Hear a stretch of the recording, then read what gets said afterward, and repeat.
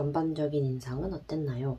네, 일단 이 작품 같은 경우에는 제가 종이책으로도 읽어봤고 전자책으로도 읽어봤는데 전자책이 막 무리가 있었던 거는 아닌 게 이 작품 안에 왼손잡이, 문장예술가, 봉인된 천사 이렇게 3개의 단편이 묶여 있어요. 이거 하나하나를 읽는데 그렇게 긴 호흡이 필요하지 않았고 그래서 전자책으로 봐도 무리가 없었다라는 게 저의 느낌이었습니다. 세 이야기 다 재미있는 소재로 되어 있거든요.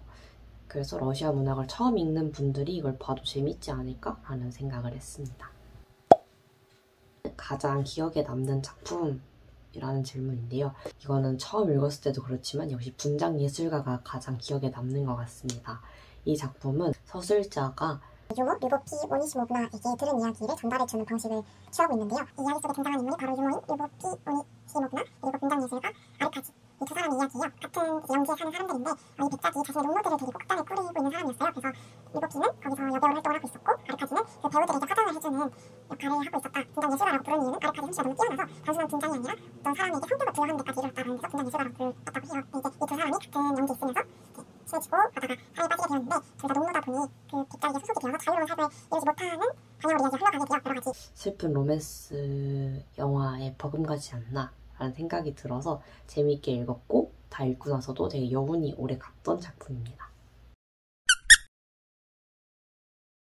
옛날 이야기를 들려주는 듯한 레스코프의 말하기 방식은 어땠나요? 어떤 효과를 준다고 보면 잘 맞았나요? 라는 질문이었는데요. 일단 이게 스카즈라는 그 기법인데 구어체를 살려서 진짜 이야기를 전달해주는 이야기꾼 눈체 뭐 이런 거라고 생각을 하시면 돼요. 다만 제가 읽은 게 번역본이라서 그런 구어체가 잘 있다는 느낌은 받지 못했고 액자식 구성과 비슷하다는 느낌을 더 많이 받았는데요. 액자식 구성이랑 다른 점을 꼽아보자면 액자식 구성은 액자 안에 이야기가 있고 그 바깥에 이야기가 같이 진행이 되는데 이 스카즈 기법이라고 하는 거는 이 바깥 이야기가 없어요. 여기가 되게 얄팍하게 되어 있습니다. 그래서 이 이야기만 있는 구조라고 보면 되는데 그러다 보니 이 안의 이야기랑 이 바깥의 전달자가 이야기한테 거리를 두는 것처럼 느껴졌어요. 만약에 작가를 화자라고 본다면 자신이 만든 이 이야기랑 거리를 둬서 그걸 독자들에게 전해주려고 하는 게 아닌가라는 생각을 했습니다.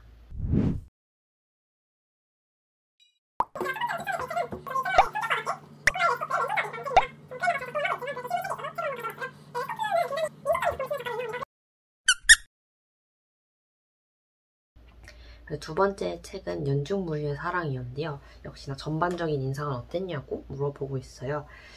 그 책을 처음 읽었을 때는 작가님 스타일이 아직 적응을 못했기도 하고 여러 가지로 막 재미있는 잘 모르겠다 이렇게 읽고 있었는데 작가님 스타일에도 적응을 하고 나니까 재미있게 막 술술 읽었던 작품이에요. 조심스럽게 쓰시는 태도가 뭔가 느껴졌는데 여지를 남기고 있는 태도라고도 보여질 수 있잖아요. 그런 태도에 대해서 그게 전혀 유보한다거나 물러서 있는 태도라고 보이기보다는 정말 고민을 많이 하고 여러 가지를 생각하시는 신중함이 있구나라는 게 느껴졌던 것 같아요. 그러면서도 이 모든 고민을 정리해서 글로 써서 솔직하게 보여줄 수 있는 용기가 있는 분이구나 라는 생각이 들어서 점점 더 작가님과 그리고 글의 매력을 느낄 수 있었던 것 같습니다. 가장 기억에 남는 글과 문장을 뽑아달라 그랬는데요. 밑줄을 많이 그었다고 버치가 말을 했는데 그것처럼 저도 굉장히 밑줄을 많이 그으면서 읽었어요.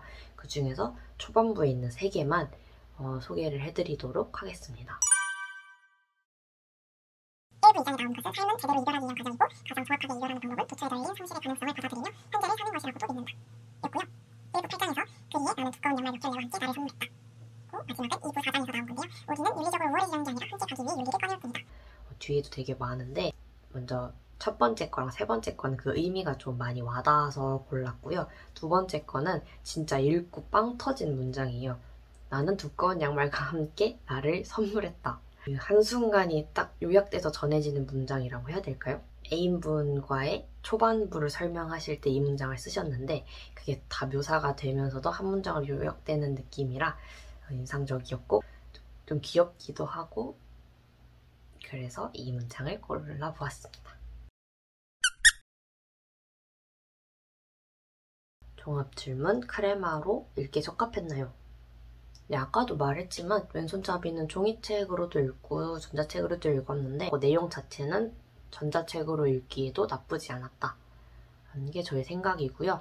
연중무휴의 사랑 같은 경우에는 전자책으로 처음 읽었는데 전자책으로 읽었어도 재미있게 읽었고 하나하나의 수필이 그렇게 길지 않아서 마음대로 골라볼 수 있잖아요. 막 오늘 한 2개만 읽고 자야지, 아니면 3개 읽고 있다가 마저 봐야지, 이렇게 할 수 있다 보니까 전자책으로 읽는 게 더 재밌었던 것 같기도 합니다.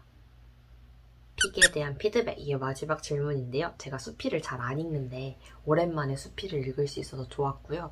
왼손잡이도 다시 오랜만에 읽으려니까 재미있었습니다. 덕분에 좋은 책을 알아간 것 같습니다.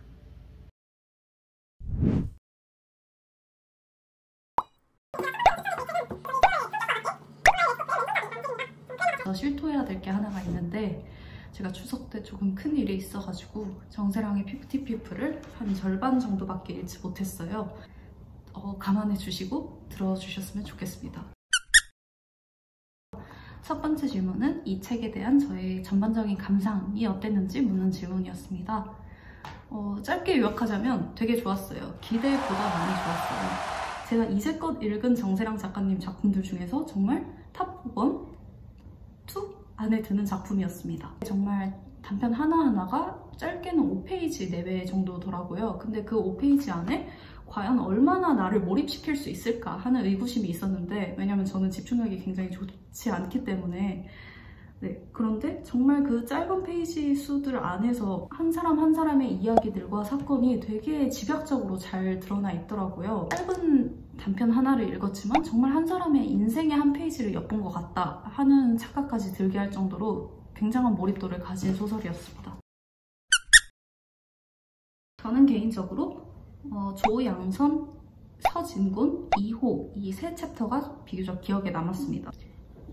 이 세 인물들이 사실 피프티피플 안에서는 전반적으로 좀 나이가 있는 편이에요. 근데 그러다 보니까 아무래도 어쩔 수 없이라도 이 사람들의 역사가 굉장히 단편 안에 많이 들어가게 되는데 그것들을 전혀 지루하지 않게 잘 그려냈고, 일단 첫 번째로. 그리고 두 번째로 각각의 인물들이 담고 있는 문제의식이 있어요. 조양선 같은 경우에는 여성 혼자 아이를 키우는 이 얼마나 불안과 위험 속에 노출되어 있는 삶인지 집약된 형태로 잘 표현을 해준 것 같아요. 주변의 특정 누군가를 지칭하기보다는 일단 저 같은 사람이 제일 좋겠다라고 생각이 들었어요. 어떤 사람일까 생각을 해봤는데 권태기에 처해 있는 사람들이 이 책을 읽으면 좋을 것 같다는 생각이 들었어요. 아까 말씀드린 대로 이 책을 덮고 나면 내가 50명의 사람들을 만났구나, 50명의 이야기를 들었구나 하는 생각이 드는데, 여전히 이 세상에는 수많은 사람들이 존재하고 수많은 이야기가 있다라는 거를 나한테 심어주는 것만으로도 내 지금 좁혀진 세상이 조금 확장되는 느낌이라 그런 사람들에게 추천을 합니다.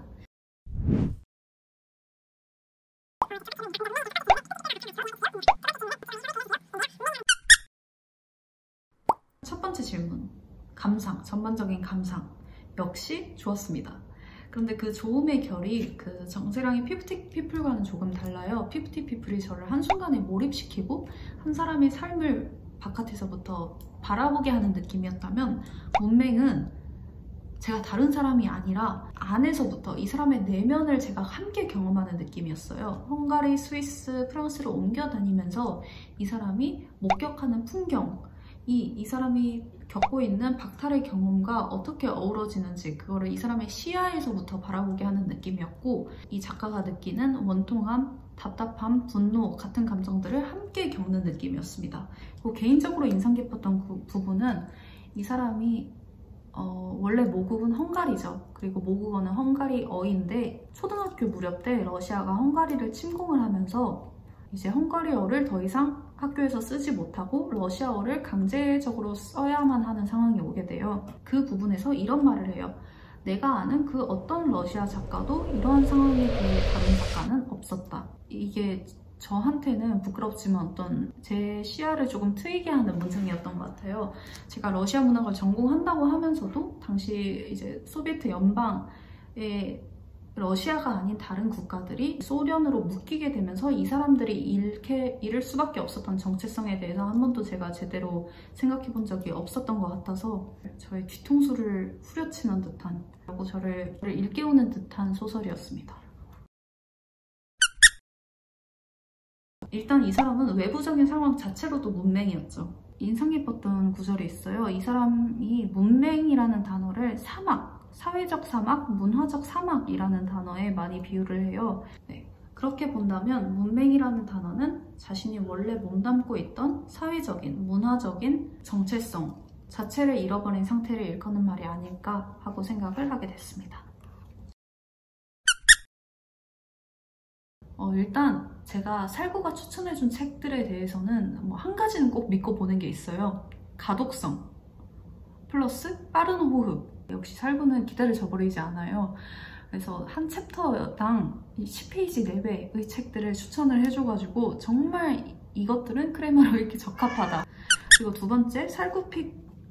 이번 두 책은 저한테 다른 의미로 둘 다 굉장히 좋았어요. 피프티 피플은 아까 문맹에서도 말씀드렸지만 순식간에 몰입하게 만들고 여러 사람들의 삶을 엿보게 해주는 듯한 느낌이었다면, 문맹은 저한테 굉장히 많은 문제의식을 심겨준 소설이었다는 점에서 두 권 다 굉장히 좋았습니다. 추석에 이런 두 책을 읽게 되어서 너무 좋은 경험이었어요.